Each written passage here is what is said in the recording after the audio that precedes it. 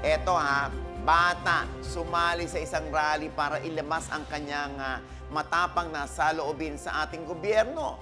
Si Carlo Mendoza yan o mas kilala bilang si Gigil Kid na umani ng iba't ibang reaksyon mula sa mga netizen. Ang issue para sa mga kabataan, dapat bang maging aware tayo sa mga ganap sa bansa o hayaan na lang natin ang mga adults sa mga ganitong usapin? Quizmates, anong masasabi ng ating mga kapitbahay dyan? Papaw, eto may matindi siyang sasabihin dyan. Friend, ano yan? Aha. For me, they have to focus or prioritize muna on their studies for their future. Ipaubayan na lang natin sa mga may matanda. Aha. Yun lang po. Oo. Oh, Englishero siya. Yes. Ang nakakaloka dito, Oh. si Kid nakatingin pa rin kay Sarah. Bakit? Bakit, Kid? Kid, ang layo na, Kid, oh. Grabe ka, mama. Anong masasabi mo dyan, kid? Kay Jex mo nga. Ay, Jex, ano masasabi niyo dyan?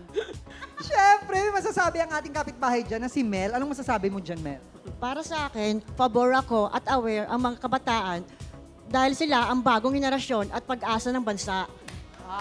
So para sa kanya, gusto niyang isama yung mga bata sa mga ganong ganap.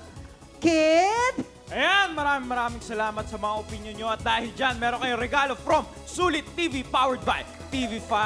Ayan! Mas mapapanood nyo na ng malinaw at widescreen ng Quizmosa at iba pang TV5 shows. Kaya naman, back to you, Mamogs. Eto naman ang aking quiz motto o natutunan sa isyong ito, ha? Pwede naman natin silang i-alerto o kwentuhan tungkol sa nangyayari sa ating bansa. Lalo na kung interesado silang marinig ang kwento, ha?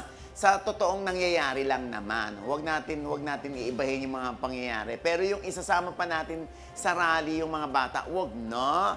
Bata yan eh, huwag natin silang isubject sa kaguluhan sa rally. Hindi maganda yan para sa kanilang mental health, ha?